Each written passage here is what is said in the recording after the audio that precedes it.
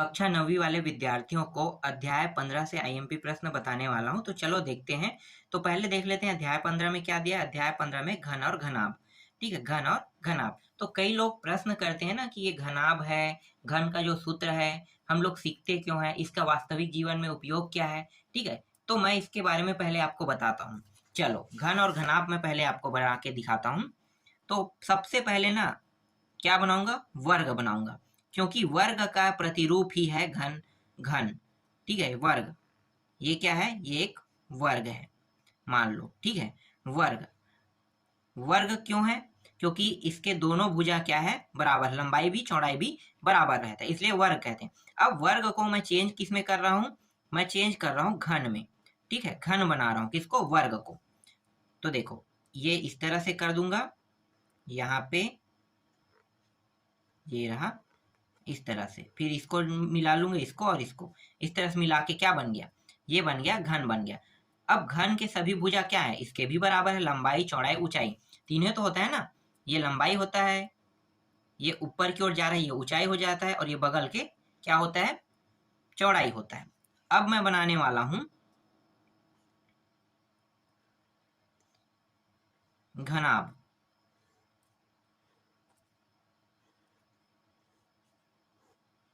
देखो घनाभ कैसे बनाते हैं, अब यहाँ पे इस तरह से जोड़ दो इसको। तो ये क्या है, घनाभ है। और ये किससे बना है, आयत से ना, आयत का ये प्रतिरूप है, तो आयत से बनता है, घनाभ बनता है। और इनका वास्तविक जीवन में उपयोग क्या है, तो मैं आपको ऐसी एग्जांपल बताता हूँ, देखो कि स्पष्ट हो जाएगा कि इनका उपयोग हम हमेशा करते हैं, लेकिन हमें पता नहीं होता है कि इसका उपयोग हम कहाँ करते हैं। तो आप लोगों को पता होगा कि आपके घर घर अगर बना होगा तो छत वाला घर ऐसे ही रहता है। तो ये क्या हो गया, दरवाजा हो गया अंदर जाने के लिए। तो दरवाजा मैंने बना दिया। ये क्या हो गया, नीचे वाला जो है ये एरिया ग्राउंड फ्लोर हो गया। ठीक है, नीचे जमीनी स्तर जिसपे आप फ्लोरिंग करते हो। ये ऊपर की ओर जा रहा है, ये क्या है, आपका दीवार है ना, ये भी साइड का दीवार है। इसके बाद ये वाला जो हिस्सा दिखाई दे, ये साइड का दीवार है, और ये वाला हिस्सा पीछे का दीवार है। और ये ऊपर क्या है, ये ऊपर छत है। तो छत है, तो आपको अब समझ में आया कि घन का उपयोग हम कहाँ पे करते हैं, घर बनाने में। ठीक है, बिल्डिंग बनाने में, इन सभी चीजों में घन, घनाभ, आयत, शंकु, ठीक है, इन सब का उपयोग करते हैं। बेलन का भी उपयोग करते हैं। हर चीजों का उपयोग कहीं ना कहीं होता है। ऐसे ही कभी भी कोई सूत्र नहीं बना है, हर सूत्रों का उपयोग होता है। मैं भी कई सूत्रों का उपयोग ना कई जगह मैंने किया भी है। जैसे कि नहर निर्माण होता है, तो नहर निर्माण जो होता है ना, नहर में देखना स्लोप रहता है। जब भी आप नहर के साइड से जाओगे तो नहर को देखना एक स्लोपी बनाया जाता है। तो वहां पे समलम चतुर्भुज का नियम का सूत्र लागू होता है। कौन सा नियम, समलम चतुर्भुज, मैंने यूज भी किया उसका। ठीक है, इसीलिए मैं बता रहा हूँ, बहुत सी चीजों को हम यूज करते हैं पर हम जानते नहीं है कि इसका वास्तविक उपयोग क्या होता है। तो घन जो है, मान लो एक घर है, तो वर्ग वाला घर बना है, मतलब घन वाला घर बना है, तो ये घर है। अब इसका क्षेत्रफल कितना होता है, तो सूत्र देख लेते हैं। सूत्र बहुत इंपॉर्टेंट है ना। घन का क्षेत्रफल 6a का वर्ग, ये इसका क्षेत्रफल का सूत्र है। और घनाभ का क्षेत्रफल क्या होता है, घनाभ का क्षेत्रफल होता है लंबाई गुणित चौड़ाई। ठीक है, इसको बी इस तरह से लिखते हैं, प्लस कर देंगे, फिर B plus B into H ऊंचाई, फिर प्लस ऊंचाई इंटू क्या कर देंगे, लंबाई, इस तरह से। और आगे में 2 से गुणा कर देंगे, ये सूत्र है। ये लंबाई है, ठीक है, मैं बता देता हूँ। एल का मतलब लंबाई, बी का मतलब चौड़ाई, और एच का मतलब ऊंचाई या गहराई। ठीक है, एच का मतलब ऊंचाई होता है, लेकिन कई जगह कई बार क्या होता है, ऊंचाई नहीं दिया रहता तो गहराई को लेते हैं। ठीक है, तो गहराई को भी हम मान सकते हैं। तो ये या में रहता है हमेशा, ऊंचाई जो है या में रहता है, गहराई भी कह सकते हैं इसे। ठीक है, इस तरह से। तो ये सूत्र है, ये क्षेत्रफल का सूत्र इसका है, और इसका क्षेत्रफल का सूत्र है, ये है। और एक है आयतन का सूत्र। आयतन, इसके सभी भुजा बराबर है, इसलिए क्या होगा, a का 3 घात हो जाएगा। लेकिन इसके सभी भुजा बराबर नहीं है, तो इसका सूत्र क्या होगा, इसके आयतन का सूत्र, इसके आयतन का सूत्र होगा लंबाई चौड़ाई और ऊंचाई, तो है ना, लंबाई चौड़ाई ऊंचाई, इसमें भी ये तीनों क्या है, तीनों लंबाई चौड़ाई ऊंचाई तीनों एक बराबर है, इसलिए A3 हमने लिखा है। लेकिन इसमें ऐसा नहीं होता है, इसमें लंबाई चौड़ाई ऊंचाई अलग अलग है, इसलिए इसे लंबाई गुणित चौड़ाई गुणित ऊंचाई इस प्रकार से लिखेंगे। ठीक है, इन्हीं सूत्रों का उपयोग करके आगे प्रश्नों को बनाएंगे। तो चलो मैं आपको बताता हूं। ठीक है, देखो पहला प्रश्न क्या कहा है, एक घन का प्रत्येक कोण 4 सेंटीमीटर है, उसका आयतन ज्ञात कीजिए। आयतन ज्ञात करना है तो आयतन का सूत्र क्या है, अभी मैंने बताया था घन में आयतन का सूत्र होता है A3। तो देखो घन में आयतन का सूत्र क्या है, A3। ए का मान कितना है 4, एक भुजा का मान 4, तो यहाँ पे हम रख देंगे ए की जगह में 4, 4 का 3 घात, तो 4 को 3 बार गुणा करेंगे, 4 चौक 16, 16 चौक 64, 64 घन सेंटीमीटर उत्तर आपका आ गया। बहुत आसान था। ठीक है, आप लोगों ने अगर समझ गए, मतलब आप लोग समझ गए ना, तो ये सारे प्रश्न बहुत आसानी से बन जाएगा। दूसरा क्या है, एक घन का प्रत्येक कोण 6 सेंटीमीटर। देखो यहाँ भी 6 सेंटीमीटर का है, उसका संपूर्ण पृष्ठ का क्षेत्रफल ज्ञात कीजिए। संपूर्ण पृष्ठ का क्षेत्रफल ज्ञात करना है। ठीक है, संपूर्ण पृष्ठ का क्षेत्रफल, तो क्षेत्रफल ही निकालना है। देखो एक और होता है क्षेत्रफल, अलग होता है, जिसमें सिर्फ ना जमीन स्तर और फ्लोर स्तर को छोड़ के ना निकाला जाता है। उसको क्या कहते हैं मैं भूल रहा हूँ, आगे प्रश्न होगा तो मैं बता दूंगा। ठीक है, तो संपूर्ण पृष्ठ का क्षेत्रफल का मैंने सूत्र बनाया था 6a का वर्ग बताया था। बस इसमें मान रख दो, a का मान 6 है, तो ये रहा, और ये 6 जो है इंटू है इसके साथ, तो 6 का वर्ग मतलब 6 छक्के 36, और ये 6 इंटू, तो ये हो जाएगा 216 वर्ग सेंटीमीटर। आसान था। अब देखो एक घन के संपूर्ण पृष्ठ का क्षेत्रफल इतना दिया हुआ है। ठीक है, इस बार दिया हुआ है घन का क्षेत्रफल का सूत्र दिया हुआ है, वर्ग मीटर है।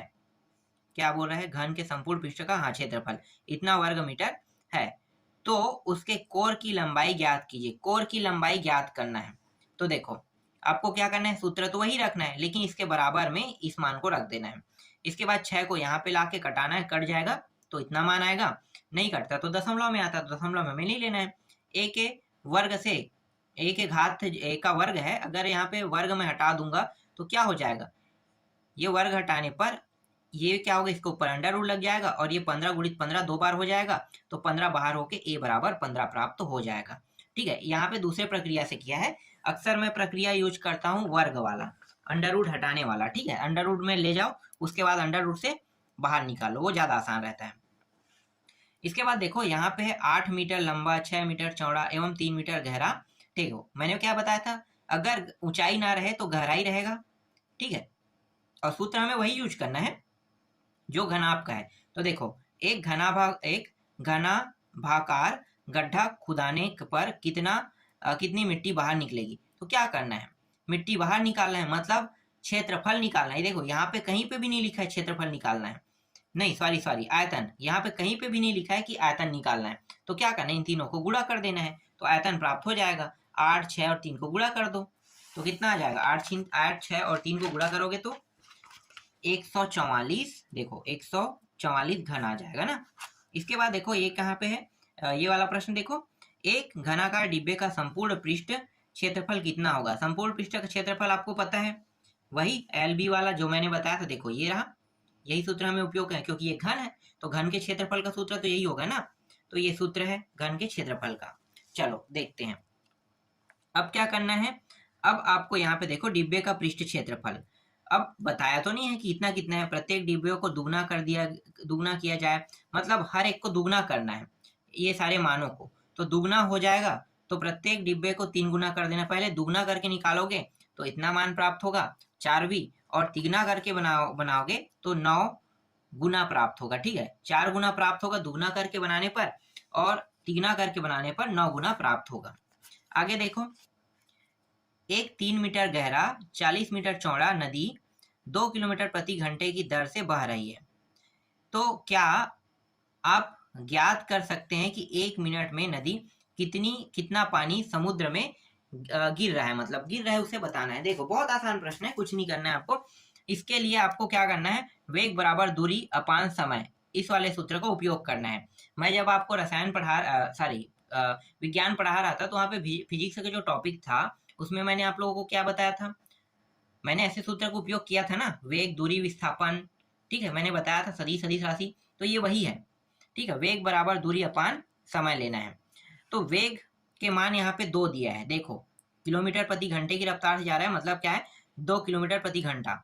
दूरी और समय, तो दूरी कितना है, तो दूरी जो है L से दर्शाया गया और समय को 1 मान लिया है।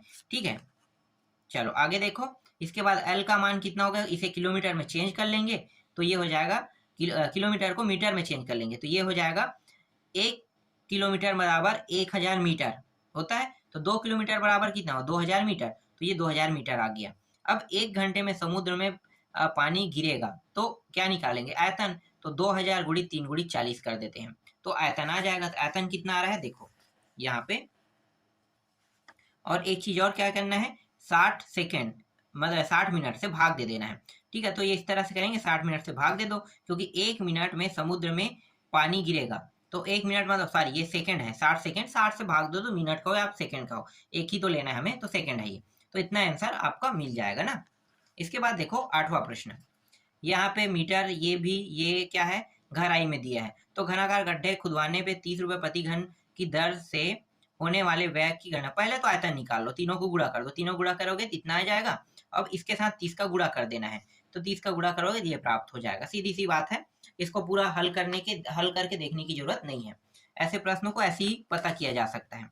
ठीक है, चौथा प्रश्न देखो, यहाँ पे क्या है, किसी गोदाम की माप 60 मीटर गुणित 25 मीटर गुणित 10 मीटर है। ठीक है, इस गोदाम में 1.5 मीटर 1.25 मीटर गुणित 0.5 मीटर की माप वाले लकड़ी के कितने अधिकतम क्रेट रखे जा सकते हैं। तो पहले तो क्या करना है, ये तीनों का ना, दोनों का मतलब आयतन निकालना है। इसका आयतन ये आ रहा है और इसका आयतन ये आ रहा है। इसके बाद क्या करना है, एक दूसरे को भाग दे देना है। तो इसमें ना भाग देना है आपको इससे।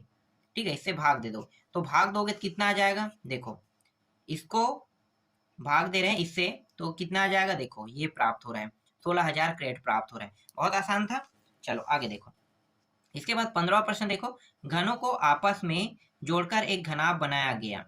यदि प्रत्येक घन के किनारे की लंबाई 4 सेंटीमीटर हो तो घनाभ का आयतन ज्ञात कीजिए। बहुत आसान प्रश्न है। यहाँ पे क्या कहा है कि कितने घन को जोड़कर बनाया गया है, देखो एक घनाभ बनाया गया 15 घनों को जोड़कर, मतलब 15 घन और ये एक घन है।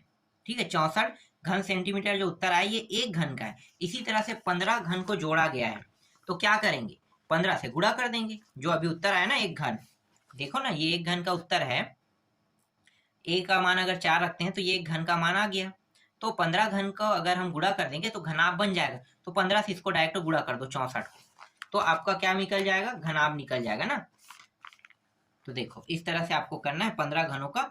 तो ये कितना आ जाएगा, 960 घन सेंटीमीटर आएगा, क्योंकि सभी घनों को मिला के बनाया गया है, तो एक घनाभ बन जाएगा। ठीक है, आगे देखो। इसके बाद देखो यहाँ पे आयतन दिया है, इतना दिया है, फिर लंबाई 15 दिया है और चौड़ाई इतना दिया है। ज्ञात क्या करना, ऊंचाई। बहुत आसान प्रश्न है, सूत्र रख दो, लंबाई चौड़ाई ऊंचाई वाला। देखो ये रहा, सूत्र में रख दिया, एच का मान निकालना है। जो मान दूसरे साइड में आ सकता है सबको ला लिए, एच बस को अकेले रख देंगे, हल करेंगे तो एच का मान 8 आ जाएगा। बहुत आसान था। इसी तरह से देखो, एक घन का संपूर्ण पृष्ठ 35-50 वर्ग मीटर है, तो इसका आयतन ज्ञात कीजिए। आयतन ज्ञात करना है। ठीक है, तो ये संपूर्ण पृष्ठ का क्षेत्रफल है, इन दोनों को बराबर बराबर में रख दो इस तरह से। 6 को नीचे ले आएंगे, ए का वर्ग, देखो कितना आ रहा है, ए का मान 15, ए के 3 घात, आयतन निकालते हैं तो ये मान प्राप्त हो जाएगा। इसके बाद देखो दीर्घोत्तरी प्रश्न, यहाँ पे लंबाई दिया है, चौड़ाई दिया है और ऊंचाई दिया है। यदि पुताई कराने की दर 7 रुपए। बहुत आसान है, पहले क्या करना है आपको, इसका आयतन निकाल लेना है। ठीक है, सबसे पहले आपको कमरे का क्षेत्रफल निकालना है, क्योंकि कमरे के दीवार को आप पहले पुताई करोगे ना, तो कमरे के दीवार को हम लंबाई चौड़ाई में पुताई करते हैं, मतलब संपूर्ण पृष्ठ का क्षेत्रफल निकालना है। तो उसी हिसाब से निकाल लेते हैं। तो कमरे में कितने दीवार है, 4 दीवार, चारों दीवार को करेंगे। ठीक है, यही मैं आपको बताना चाहता था, 4 दीवार। तो इसके लिए सूत्र है ये वाला सूत्र उपयोग करेंगे, कमरे के चारों दीवार का क्षेत्रफल, जिसे हम पार्श्व पृष्ठ का क्षेत्रफल कहते हैं। तो 2h और इसके बाद लंबाई प्लस b, इस तरह से इसका सूत्र रहेगा। लंबाई और b मतलब लंबाई चौड़ाई बस होता है। ठीक है, ऊंचाई को बाहर निकाल लेते हैं। तो देखो 2 गुणित 4 ये ऊंचाई था, 12 प्लस 8 दोनों को जोड़ देंगे, 20 हो गया, और 20 और 8 इतना तो 160 आ गया। और इसके बाद क्या करेंगे, छत की पुताई अलग कर रहे हैं। ठीक है, तो ये छत की लंबाई चौड़ाई है 96 वर्ग मीटर आ जाएगा। ठीक है, दोनों को जोड़ देते हैं, जोड़ेंगे तो कुल कितना हो जाएगा, इतना हो जाएगा। अब इसके साथ क्या करेंगे, 7 का गुणा कर देंगे। ठीक है, 7 का गुणा करेंगे तो ये मान प्राप्त हो जाएगा। ठीक है, आगे देखते हैं। इसके बाद देखो यहाँ पे क्या दिया है, फर्श की बात करें ना, परिमाप दिया हुआ है और 10 रुपये लेना है। बहुत आसान प्रश्न है। इसमें को क्या करना है, इसमें भी आयतन निकालना है पहले। जैसे कि यहाँ पे देखो, ये रहा आयतन इन्होंने निकाला है। आयतन निकालने के बाद कितने से करना है, 10 से। आयतन का जो उत्तर आएगा उसको 10 से क्या करना है, गुणा कर देना है।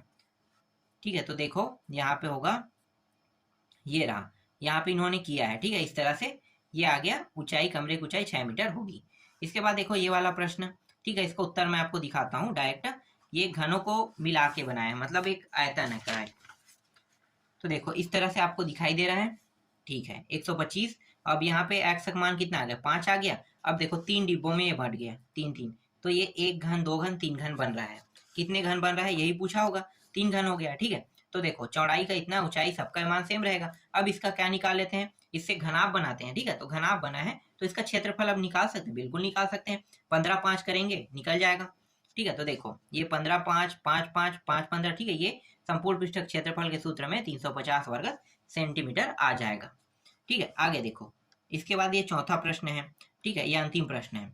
अब इसमें जो दिया है उसके हिसाब से हल करते हैं। तो देखो क्या करना है भाई, किलोमीटर है, 1 घन मीटर होता है। ठीक है, देखो पूरा हल करते हैं इस तरह से, और मैं आपको सीधा उत्तर दिखा देता हूँ। यहाँ पे उत्तर में आया है चौड़ाई 6 मीटर। ठीक है, तो ये अंतिम प्रश्न था। आशा करता हूँ कि सारे प्रश्न आपको समझ में आया होगा।